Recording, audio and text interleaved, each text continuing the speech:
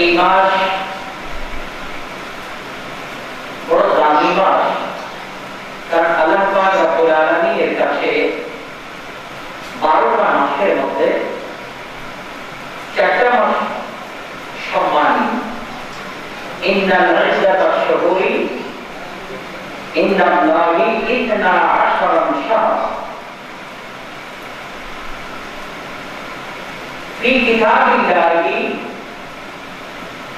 ইয়াওমা খালাকাস সামাওয়াতি ওয়াল আরদ। আল্লাহর কাছে এবং আল্লাহর কিতাবে আল্লাহর বর্ণনায় মাস হচ্ছে কয়টা? একটু বলেন কয়টা? 12টা। কয়টা? 12টা। এই 12টা মাসের মধ্যে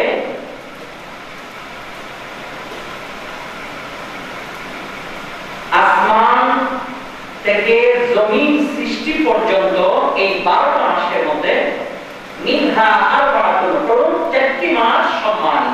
4টি মাস কি? তার মধ্যে একটি মাস হচ্ছে মাহে মুহররম শরীফ। এই মাস এত সম্মানী, রাসূল করিম সাল্লাল্লাহু কায়নাত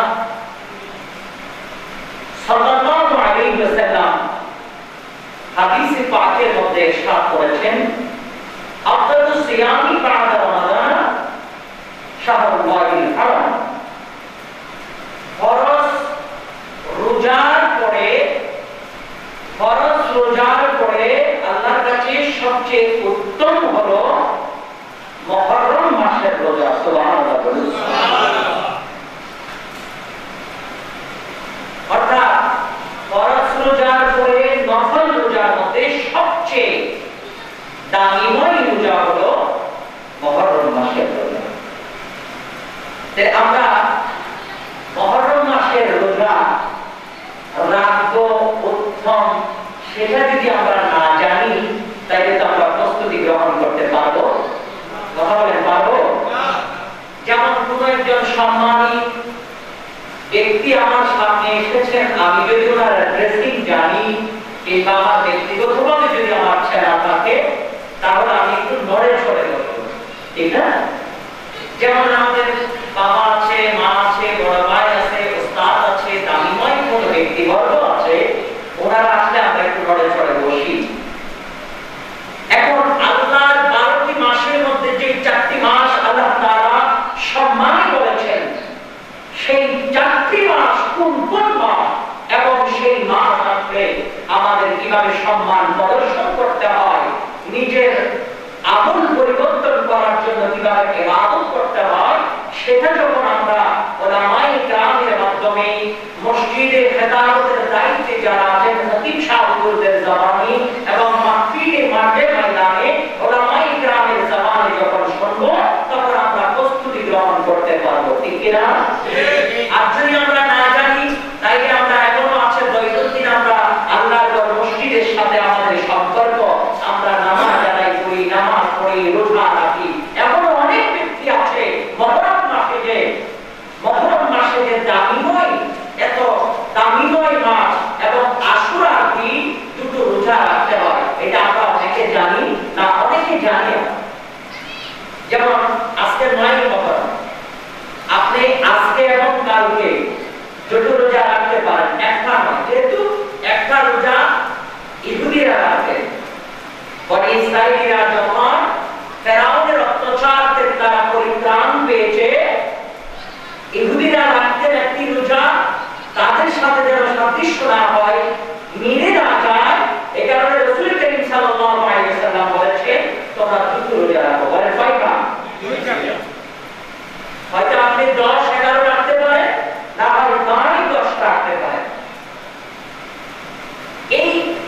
এই দামিময় চাঁদে, দামিময় মাসে যখন আল্লাহর বান্দাগণ যখন রাসূল করিম সাল্লাল্লাহু আলাইহি ওয়াসাল্লামের নির্দেশনা অনুযায়ী আমল করতে পারে, নিজের জীবনকে, নিজের পরিবারকে, নিজের সমাজকে, নিজের রাষ্ট্রকে, নিজের ব্যবসাকে, নিজের প্রতিষ্ঠানকে যখন সুন্দরভাবে সাজাতে পারে, ওই মানুষটা ইমানদারের তালিকায় পৌঁছে যায়। সুবহানাল্লাহ।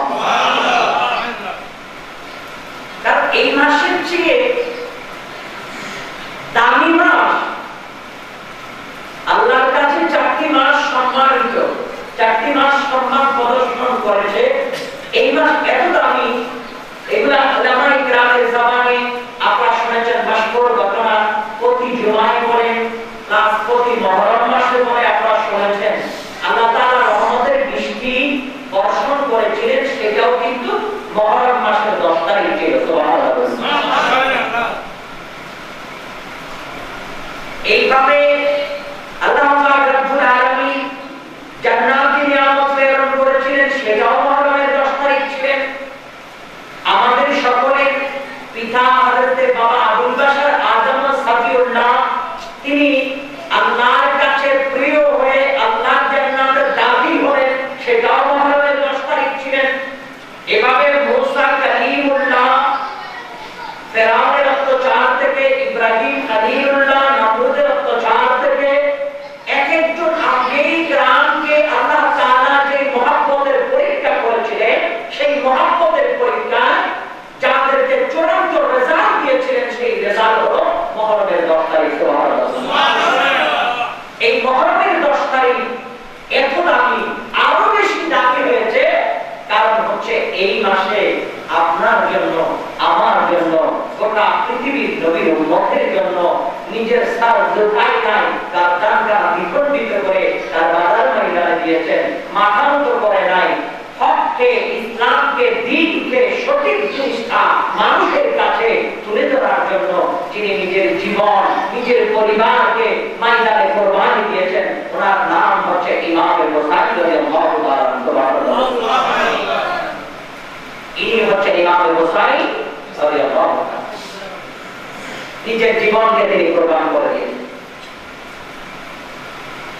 আপনি দেখেন ইমাম আজম মাকামের ভালোবাসা আমরা কিভাবে আদায় করতে পেরেছি, আমরা কয়েকজনে বা পেরেছি।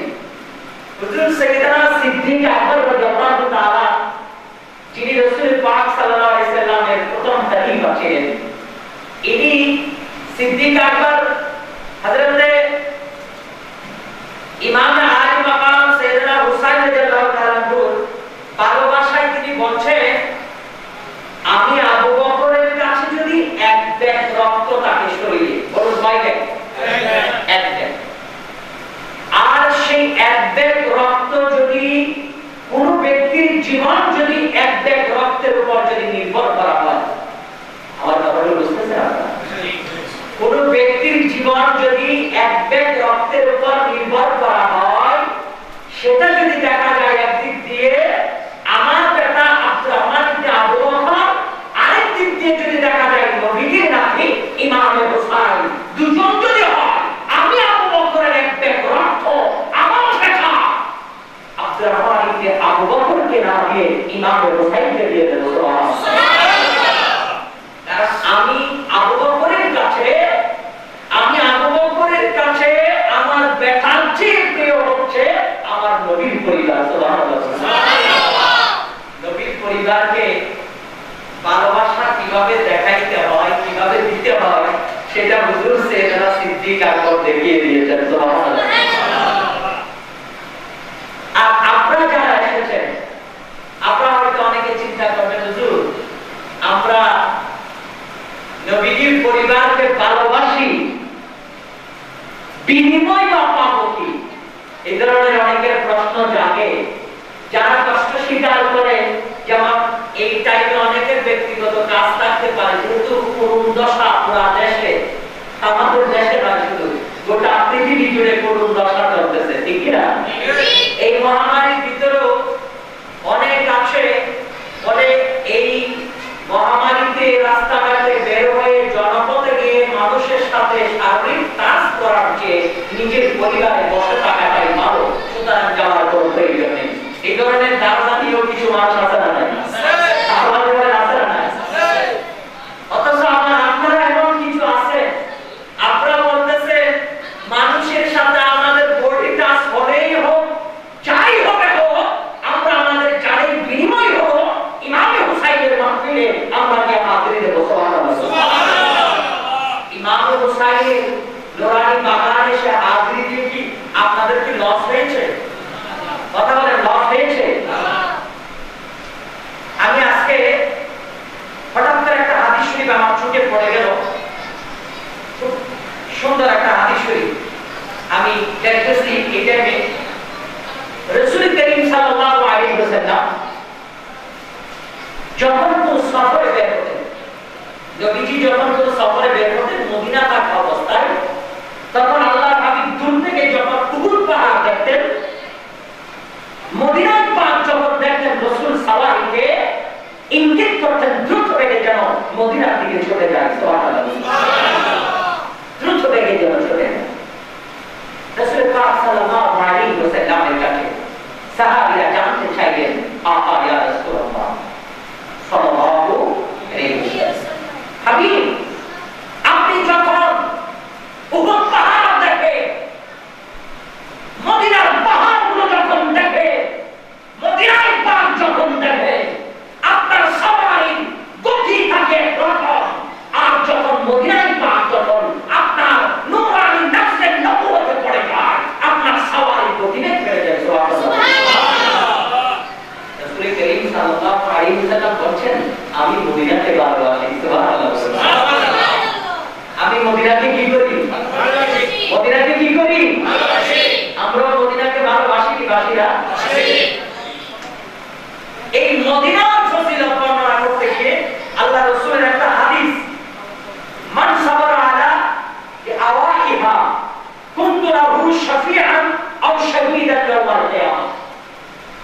আল্লাহ হাবিব সাল্লাল্লাহু আলাইহি ওয়াসাল্লাম, আল্লাহর হাবিব সাল্লাল্লাহু আলাইহি ওয়াসাল্লাম বলে, যে ব্যক্তি মদিনায় পাকে গরমকে ধৈর্যের সহিত, গরমকে ধৈর্যের সহিত নিজের সাথে মিলিয়ে নিতে পারে।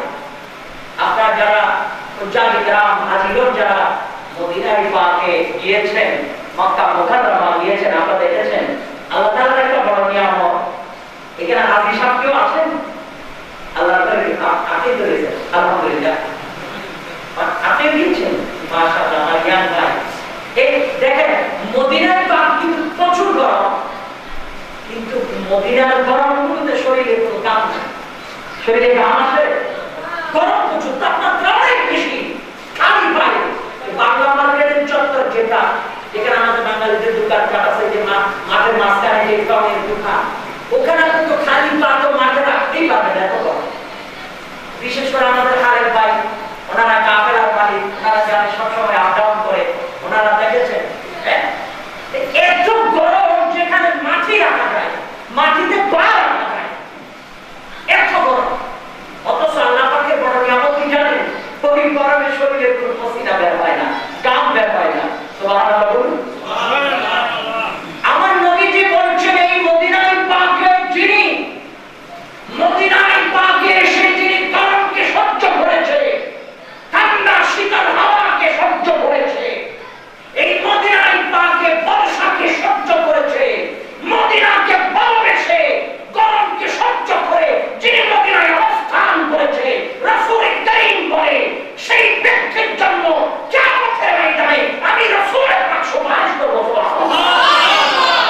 শুধু তাই না, যিনি আমার মদিনায় এত বেশি তাপমাত্রা হয়েছে গরমে, এরপরও সহ্য করে মদিনা ছাড়ে নাই, মদিনাকে ভালোবেসেছেন, তার জন্য কিয়ামতের ময়দানে আমি রাসূল তার জন্য সাক্ষী দেব। আমি রাসূল কিয়ামতের ময়দানে তার জন্য সাক্ষী দেব। আমার সেই উম্মতকে ছাড়া আমি রাসূল জান্নাতে দাঁড়িয়ে দেব। এবার একটা জিনিস চিন্তা করে দেখেন, রাসূল পাক সাল্লাল্লাহু আলাইহি ওয়াসাল্লামের কাছে যদি জানা হয়, হাবিব মা বাবা আপনার নূরানি নবুয়তের কথা কোরআন নবীজি গো, আপনি যে মদিনার পাকে এই কথা বললেন কেন? তখন নবীজি বলতেন, আমি মদিনাকে ভালোবাসি। মদিনাকে আওয়াজে বলেন না, মদিনাকে ভালোবাসি। নবীজি মদিনাকে ভালোবাসে। মদিনার ফজিলত বর্ণনা করতে গিয়ে সেই মদিনাকে যদি অন্য কোন ব্যক্তি, নবীর কোন উম্মত যদি সেই মদিনাকে ভালোবাসে, রাসূল বলে সেই উম্মতকে ছাড়া আমি রাসূল কাল কিয়ামতের ময়দানে আল্লাহর জান্নাতে যাব। সুবহানাল্লাহ। এবং আমার সেই উম্মতের উপর সুপারিশ করা আমি নবীর জন্য ওয়াজিব হয়ে যায়। আল্লাহর আদালতে আমার উম্মতের জন্য আমি সাক্ষী প্রদান করব। সুবহানাল্লাহ।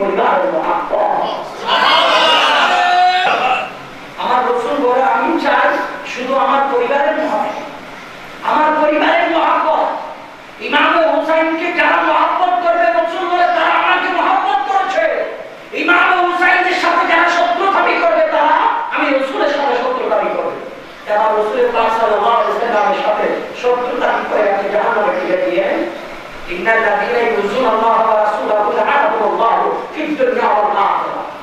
জাহান্নামে ঠেলে দিয়ে আল্লাহ রাসূলকে যারা কষ্ট দেয় আল্লাহ বলে তাদের উপর দুনিয়াতেও লানত আখেরাতেও। আওয়াজে বলেন না দুনিয়াতেও লানত আখেরাতেও।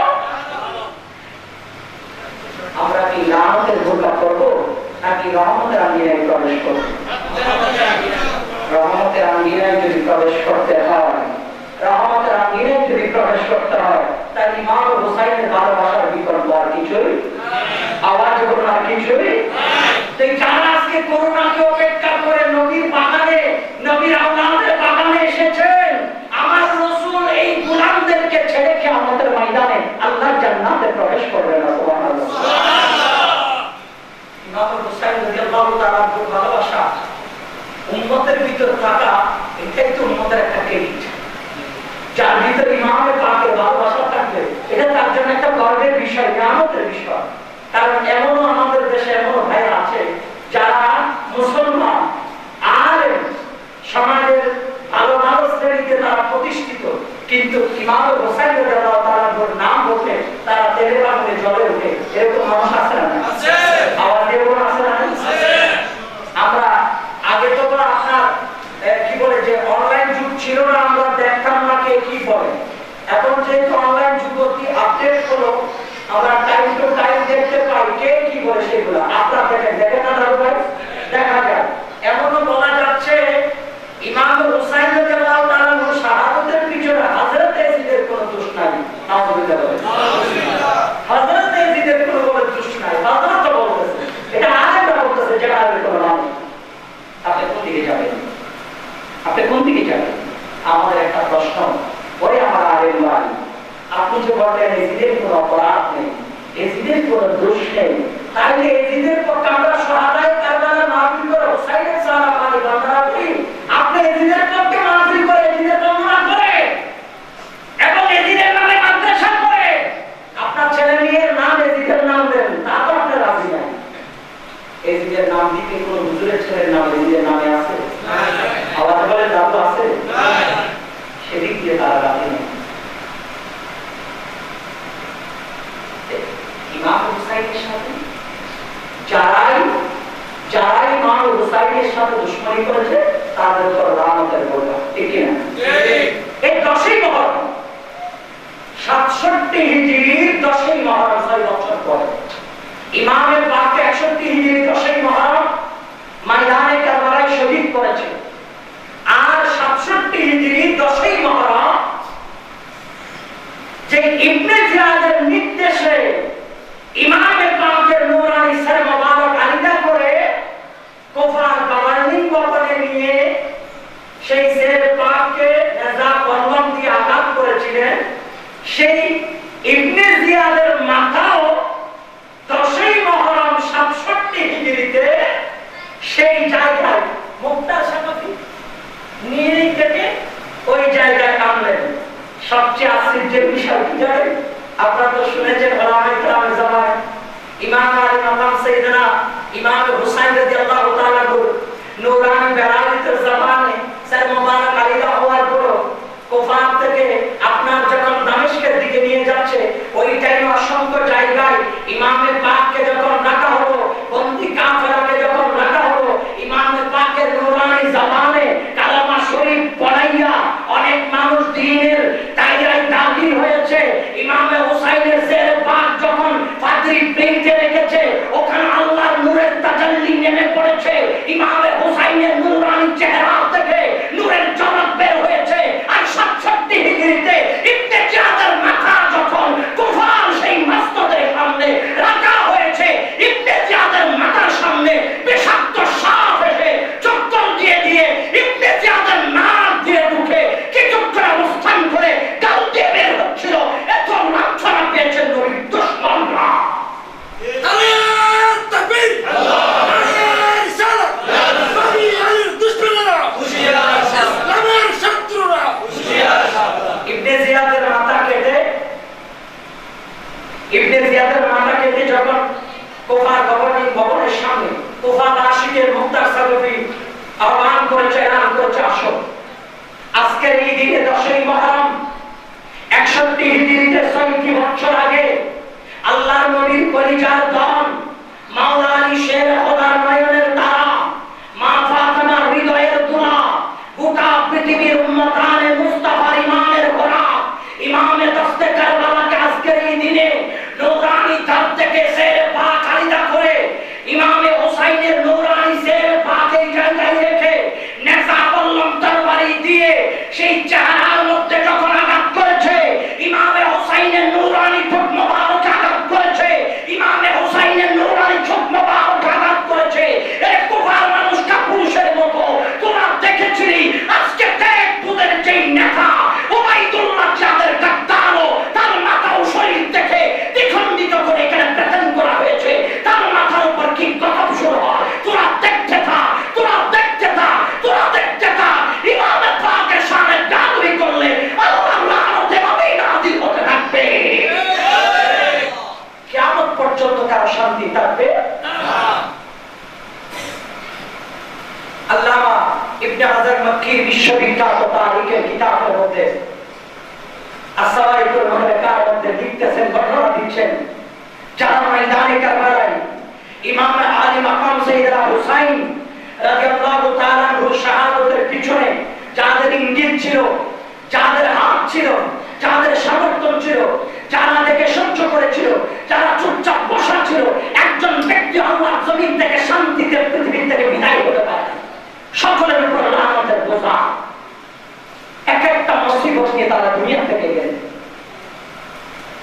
এরকম একটা মজলিসে বসে একজন ব্যক্তি হোসাইন আলাইহিস সালামের প্রেমিক সে বলছেন ইমাম আলী মাকাম সাইয়েদনা হুসাইন রাদিয়াল্লাহু তাআলা আনহু মা ফাতেমার কলিজাকে যারা আঘাত করেছে হোসাইনের পরিবারকে যারা আঘাত করেছে তারা পৃথিবীতে কেউ শান্তি নেই শান্তিতে কেউ পৃথিবী থেকে যেতে পারবে না তারা লাঞ্ছনার পাহাড় মাথায় নিয়ে বোঝা মাথায় নিয়ে তারা পৃথিবী থেকে বিদায় নেবে। এই কথা বলার পরে বুড়া খাইয়া বলে আমিও তো হোসাইনের বিরুদ্ধে ছিলাম সেই দিন আমিও তো হোসাইনের বিরোধিতা করছিলাম কই আমি তো এত সুন্দর করে বসবাস করি আমার তো কিছুই হয় না। আল্লাহ কি সহ্য হয়েছে এটা আওয়াজ এগুলো আল্লাহ সহ্য হয়েছে সেই বুড়া হঠাৎ করে নিজের ঘরে সেরাকে চুল কাটিং করতেছে এমন টাইমে আগুন লেগে গেছে বুড়ার গায়ে চিৎকার মেরে মেরে ডাক দিয়ে বলছেন আমার শরীরে আগুন লেগেছে তোমরা আমার শরীরের আগুনটা নিভানোর চেষ্টা করো আমার শরীরে গ্যাস প্রয়োগ করো পানি প্রয়োগ করো ভেজা কাপড় দিয়ে আমাকে মুড়িয়ে জড়িয়ে ধরো আমার শরীরের আগুনটা যেন নিভে যায়। চিৎকার মেরে মেরে বুড়া ডাক দিচ্ছে কিন্তু সেই বুড়ার ডাক কেউ শোনে না। সবাই বলে মজা দেখো তুমি না বলো যে হোসাইনের বিরোধিতা করেছো তুমি তোমার এখনো কিছু হয় নাই তাইলে তুমি মজা দেখো নবীর পরিবারের বিরোধিতা করার মজা কি একটা পর্যায়ে সেই বুড়াকে যখন শরীরের আগুন কেউ নিভাই নাই নিজের চেষ্টার পরেও যখন আগুন নিভে নাই সেই বুড়া একটা পর্যায়ে শেষ পর্যন্ত পুরো একটা দৌড় মেরে পুরা নদীর পাড়ে ঝাঁপ দিছে। কোথায় ঝাঁপ দিছে? নদীতে নদীতে এই যে মনে করেন এই পুকুর নদী এই যে পুকুর সাথে আছে যখন শরীরে আগুন লাগলো কেউ যখন আগুন নিভায় না কেউ যখন আগুন নিভায় না আগুন না নিভানোর কারণে সে তো নিভানোর চেষ্টা নিজে নিজেই করতে হবে দিল কোথায় পুরান নদীর পাড়ে ঝাঁপ দিল ঝাঁপ দেওয়ার পরেও দেখা যায় পুরানের পানি বলে মালাউল জালিম রে আমি পুরানের পানি পানি হতে পারি কিন্তু আওলাদ রাসূল আমি চিনি সুবহানাল্লাহ আমি আওলাদ রাসূল চিনি এই জালিম তোর কি মনে ছিল না 61 হিজরিতে আমি পুরান নদীর পাড়ে আমার নবীর খানদান আমার নবীর কওমে পাককে রক্তে লাল করেছি তোদের সামর্থ্য তুই কি মনে করলি আমি নদীর মাঝখানে যখন তুই ডুব দিতে থাকবি তোর শরীরের আগুন আমার পানির স্পর্শ লেগে তোর আগুনটা আমি নিভাই দেব না আমি আল্লাহর দরবারে নাফরমানি করতে পারবো না সেই আগুন পানিতে পর্যন্ত নিভে নাই শেষ পর্যন্ত ওই নবীর দুশমন এজিদের দল আগুনে পুরো সারকার হয়ে জাহান্নামে দাখিল হয়ে গেছে।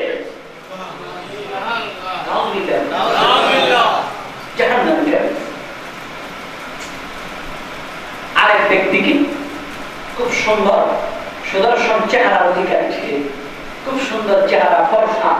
কারণ হচ্ছে সুন্দর চেহারা। লোকজন জিজ্ঞেস করে, কিরে ভাই, তোমার চেহারাটা এত সুন্দর ছিল, এত ফর্সা লোক ছিল, কত তলফিকার একজন লোক ছিল, তোমার চেহারাটা এরকম বিশ্রী হয়ে যাওয়ার, কুচি হয়ে যাওয়ার কারণ কি?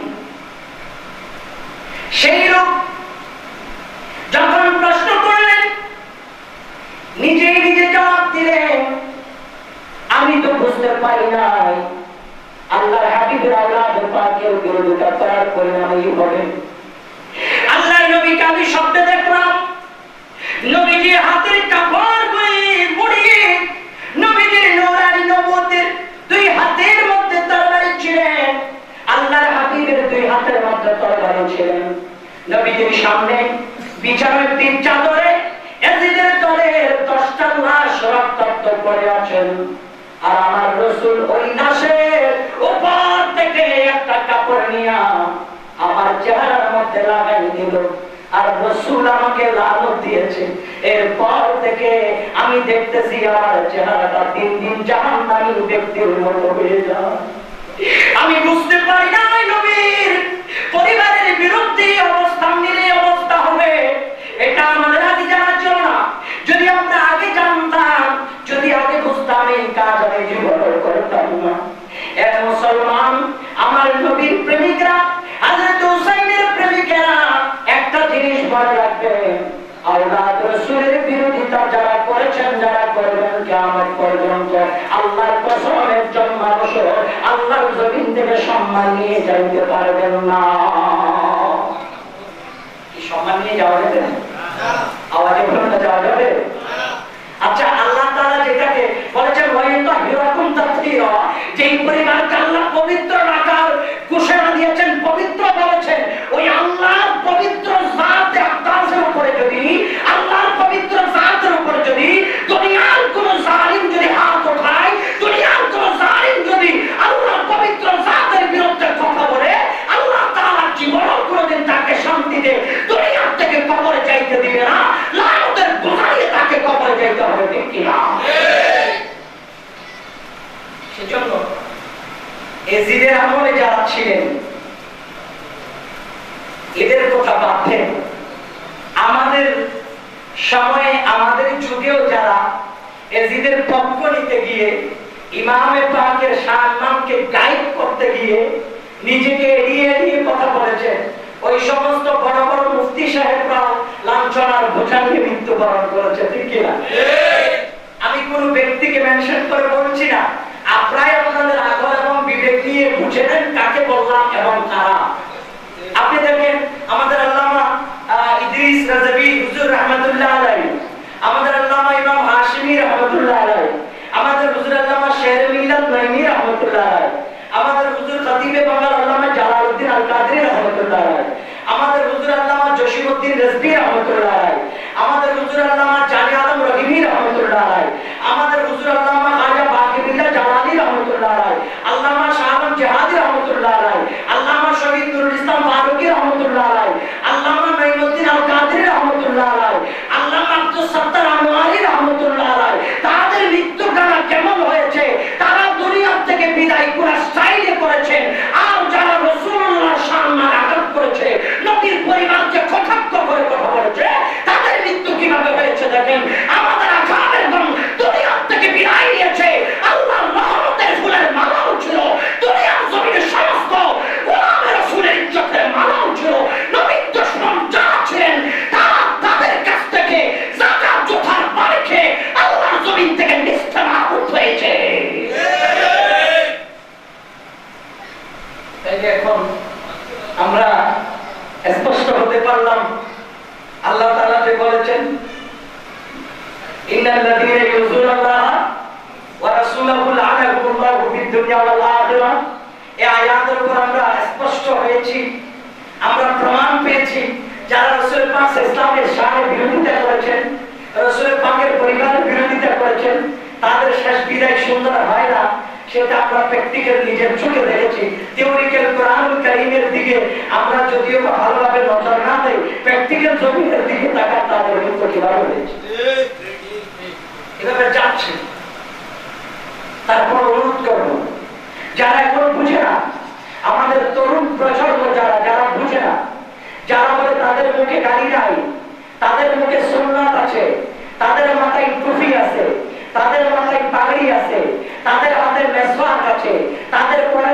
জান্নাতি লেবাস জুব্বা আছে, তারা দ্বীনের তালিম দেয়, হেদায়েতের কথা বলে, মানুষকে মসজিদমুখী করে, মানুষকে দ্বীনের পক্ষে টানে, তারা মাদ্রাসা তৈরি করে, তারা হকের পক্ষে লড়াই করে, অন্যায়ের বিরুদ্ধে প্রতিবাদ করে।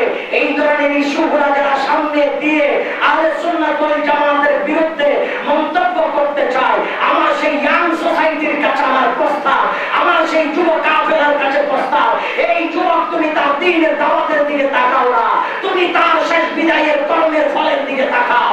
সেই কর্মের ফল যদি ভালো হয়, শেষ বিদায় তো জান্নাতি মেহমানের মতো হওয়ার কথা। তার শেষ বিদায়ে তরঞ্চনা নিয়ে কেন হবে? আর যদি সে হকের উপর থাকে, হয়তো দেখা যাবে ইমানের কথা, সত্যের কথা, কোরআনের কথা, হেদায়েতের কথা বলতে গিয়ে শহীদ ফারুকের মতো গাদ্দারের দরবার নিবে, এরপর আপন অনুসারী লাঠি খেয়ে পার পাবে না। মরবে? কথা বলে মরবে? যারা এইভাবে করুণ দশায় আক্রান্ত হয়ে বিদায় বরণ করে, তারা রাসূলের পাকের বিরুদ্ধে ছিল বিদায় এই অবস্থা। এই জন্য আমি আমার তরুণ ভাইদের প্রতি আমার বিনয়ের আবেদন হচ্ছে, ও বন্ধু, ইসলামকে জানা শুরু করেন, ইসলামকে শিখা শুরু করেন। আপনি হয়তো আমার সমাজে সবার কাছে প্রচলিত দাওয়াত আপনি দেখতেছেন না, ঠিক আছে, আমি মেনে নিলাম, ব্যস্ততার কারণে হয়তো সমাজের প্রত্যেকটা জায়গায় জায়গায় দাওয়াত দিতে পারে না। আমাদের মসজিদের মুয়াজ্জিন সাহেব আছে, আমাদের মসজিদের ইমাম সাহেব আছে, আমাদের মসজিদের খতিব সাহেব আছে, আমাদের মাদ্রাসার মুহাদ্দিস সাহেব আছে, প্রিন্সিপাল সাহেব আছে। আমরা ওনাদের কাছে যাই, ওনাদের কাছ থেকে আমরা জানি, ওনাদের কাছে আমরা বলি, ওনাদের কাছ থেকে আমরা শুনি, ওনাদের কাছে গিয়ে আমরা পরামর্শ করি। হুজুর, আমরা তো এই জিনিসটা বুঝতেছি না, এই কাজটা আমাদের মাথায় ঢুকতেছে না, আমরা রাস্তা বাতাতে পারতেছি না, মানুষকে রাস্তা দেখাইতে পারতেছি না, আমাদেরকে একটু হেদায়েতের কথা বলেন, আমাদেরকে একটু সঠিক সন্ধান দেন, আমাদের কোরআনের সঠিক ব্যাখ্যা দেন, আমাদেরকে হাদিসের সঠিক ব্যাখ্যা দেন, আমাদেরকে আহলে বাইতের পরিচয় দেন, আমাদের কাউরি গ্রামের তাওয়াজ্জুহ আমার মতো ব্যবস্থা করে দেন, আমাদেরকে হক্কানি পীরের রাস্তা দেখাই দেন। আমরা যখন সেই রাস্তা দেখবো, আমরা তখন দুনিয়ার কোন জালিমের কাছে পোশাক দেখে তাদের কাছে পথভ্রষ্ট হব না। সেই আলেম যদি আপনার কথায় সাপোর্ট না দেয়, আপনাকে সাড়া না দেয়, তাইলে সমাজে সেই আলেমের বিরুদ্ধে আপনি কথা বলার চেষ্টা করেন। এটাই হবে সত্যিকার একজন সচেতন ইমানদারের দায়িত্ব, ঠিক কিনা? এবার বুঝেন, এই জিনিসটা আমাদের বুঝে নিতে হবে। আজকে আমাদেরকে সমাজে বিভিন্ন ধরনের কথাবার্তা বলে নিষ্কাশিত করেছে, বিভিন্ন ধরনের প্রলোভন দেখাচ্ছে, এইটা করে সেইটা করে এই ধরনের কথাগুলি বলছে। আরে যুবক, তুমি কি জানো, তুমি কি জানো সমাজে সেই দোহাই দিয়ে আজকে সমাজে কি কি ফ্যাসাদ ফিতনা তৈরি করে দিচ্ছে? আমি আমার সিলেট বাড়ি হলো কক্সবাজার, আমার বাসা আছে, মাদ্রাসা আছে, আমার ভাতিজা রাশেদ, ওর আব্বা জান, আমার ভাই ইন্তেকালের 2 বছর আগে আমার কক্সবাজার মাদ্রাসায় গিয়েছিল, আমার সাথে একটা পারিবারিক সম্পর্ক ছিল, আমাকে নিজের ছোট ভাইয়ের মতো ভালোবাসতেন, আমিও শ্রদ্ধা করতাম, একটা সুসম্পর্ক ছিল। সেই জায়গায় আমি দেখেছি ছোট্ট ছোট্ট বাচ্চাদের হাতে আজকে ইয়াবা খেতে, ছোট্ট ছোট্ট বাচ্চাদের হাতে, এবং প্রত্যেকটা গার্ডিয়ানের হাতে ইয়াবা খেতে। আমি গত 7 কিংবা 8 দিন আগেও কক্সবাজার ছিলাম। আমি যখন ওখানে যারা সমাজ কমিটি, ওখানকার ওয়ার্ডের যিনি প্রতিনিধি, কি বলে কমিশনার, পৌরসভা 2 নম্বর ওয়ার্ডের কমিশনার মহোদয়, আমি ওনাদের কাছে প্রস্তাবগুলো নিয়ে গেছিলাম। আমি যখন প্রস্তাবগুলো নিয়ে গেছি, আমি বললাম, দেখেন, আমার মাদ্রাসার সাথে লাগানো এই মাদক ব্যবসা হচ্ছে। আমি যখন বলেছিলাম, সমাজের মুরব্বীগণ, আপনারা আমাদের শ্রদ্ধার পাত্র, কমিশনার মহোদয়কে বলেছিলাম, আপনারা আমাদের শ্রদ্ধার পাত্র, আপনারও ছেলে আছে, আপনারও সন্তান আছে। আজকে আমি একা কথা বলছি, হয়তো এমন একটা দিন আসবে আপনার উপর আমি, যার শরীর ইনফেকশন হবে, ব্যথা বেদনা, সে ছাড়া আরেকজন বোঝার কোনো ক্ষমতা, একটা আওয়াজ বলেন আছে? আমি যদি পায়ে ব্যথা পাই, আমি হাঁটতে গিয়ে কত ব্যথা লাগবে সেটা আমি বুঝবো, একটা ভালো লোক বুঝবে? কথা বলেন, বুঝবে? আমি বলেছিলাম, দাদু দেখে, এইভাবে যদি আপনার সমাজ নেতৃবৃন্দরা দেখে থাকে, এইভাবে যদি ওয়ার্ডের প্রতিনিধি আপনারা দেখে থাকেন, এমন একটা সময় আসবে এই সমাজের মধ্যে একটা মানুষের জীবন নিরাপদ থাকবে না। কারণ মাদক এটা এত ভয়ঙ্কর একটা জিনিস। আমি এই এলাকার প্রত্যেকটা অভিভাবকের কাছে আমার বিনয়ের আহ্বান, মাদক এটা এমন একটা ভয়ঙ্কর জিনিস, এই মাদকাসক্তিতে যখন আক্রান্ত হয়ে যাবে নিজের যুবক ছেলেটা, তখন নিজের বাবা নিজের মা নিরাপদে ঘরে বসবাস করতে পারবে না। বাবা বাচ্চাদেরকে একটু আস্তে কথা বলতে হবে। আমি কথা বলে শেষ করে দিচ্ছি। আমার ভাই আব্দুল কাদের কালকাতরি তিনি আলোচনা রাখবেন, আমি 2 মিনিটে কথা বলে শেষ করে দিচ্ছি। তাই সমাজ যদি এইভাবে প্রচলিত থাকে, মাদক, গাঁজা, নেশা, ইয়াবা, এইগুলো যদি সমাজে প্রচলন থাকে, তাহলে ছেলেটা একদিন যখন সেই নেশা করার টাকা পাবে না, তখন বাবার পকেটে হাত ঢোকাই দিবে না। কথা বলে দাদু দিবে না? বাবার পকেটেও যখন টাকা থাকবে না, আরেকদিন মায়ের কানের ধুল, স্বর্ণের কানের ধুলটা চিনিয়ে নিবে। আরেকটা দিন দেখা যাবে মায়ের পরনের নতুন পোশাক আলমিরা থেকে বের করে সস্তা দামে বিক্রি করে খাবে। এইভাবে যখন এক একটা জিনিস চিনিয়ে নিতে নিতে শেষ পর্যায়ে কিছু থাকবে না, একটা পর্যায়ে দেখা যাবে নিজের প্রিয় মা বাবাকে জবাই করতে দ্বিধাবোধ করবে না। একটু ইজ্জত দিতে না জানি, তাই ইজ্জত আমরা পাবো। সকলকে মুরব্বীদেরকে যথাযথ ইজ্জত করার তৌফিক আল্লাহ তাআলা দান করুন। পুলিশের একজন ঊর্ধ্বতন কর্মকর্তা ঐশী নামে একজন মেয়ে বাবা মাকে রাতে নেশায় আক্রান্ত হয়ে নিজের মা বাবাকে জবাই করে দিয়েছে, ঠিক না? এইভাবে আপনার ছেলে মেয়ে হবে, আপনি কি গ্রান্টি দিতে পারবেন? আপনি কি আপনার ছেলে মেয়ের পিছনে রাত্রির ডিউটি করতেছেন? এই জন্য বলবো, দুনিয়ার সর্বশেষ একটা মেসেজ দিয়ে, নেশা এবং মাদক নিয়ে জড়িত কোনো কাজ থাকে, সমাজের প্রত্যেকটা মুরব্বীরা এক হয়ে তার বিরুদ্ধে প্রতিবাদ করে তুলুন। আল্লাহ মাদকাসক্তিতে আসক্ত হয়ে সন্তানেরা নিজের মা বাবাকে জবাই করে দিবে, ঠিক কিনা? আল্লাহ তাআলা আমাদের সকলকে এবং আহলে ভাই আওলাদ রাসূলের পক্ষে পথে মঠে নিজের জীবন গঠন করে নবী প্রেমিক হয়ে কোরআন সুন্নাহ মতে জীবন গঠন করার তৌফিক দান করুন। আমিন। আজকে বিশেষ করে আল্লামা কাজী জামি আলম রাগিবি রাহমাতুল্লাহ আলাইহি স্মৃতি ফাউন্ডেশন যারা করেছেন, আমি গুনাহগারকে ওখানে একটা জায়গায় রেখেছেন আদেম হিসেবে। আমরা সকলে মিলে যেন এই আমার ভাইয়ের এই নামের সংগঠনটা, আসলে সে খুব উদার মনের মানুষ ছিল, হিংসা গৌরব আমরা দেখেছি। আমি অনেক সময় অনেক জায়গায় আমার বিভিন্ন আমার পাঁচজনের সাথে সাক্ষাৎ করো, উনি একদিন ওনাকে ওই ডাকাতের গাড়িতে মাইক্রো বাসের মধ্যে টাকা পড়া মোবাইল ছিঁড়ে দিয়েছিল, নতুন ব্রিজের ওখানে ওনাদেরকে ধরছিল পুলিশের অনেক হয়রানির পথে। ওই জায়গায় আমি বললাম, তখনই আমি বললাম যে যখন দেখলাম মাথায় চিন্তা করলাম যেটা আমাদের সুন্নি জামাতের জন্য আলেম হতে পারে, আমি তাড়াতাড়ি গাড়ি থেকে নেমে আমার ভাই কোথায় নিয়েছি। এই থেকে আমার সাথে অনেক দিনের সম্পর্ক ছিল। ওনার ইন্তেকালের পর থেকে আলহামদুলিল্লাহ প্রতি বছর এই বাগানে আমার আসা হয়েছে। আমি আমাকে বক্তা হিসেবে দাওয়াত দিবেন, এখানে আমি গর্ববোধ করি না।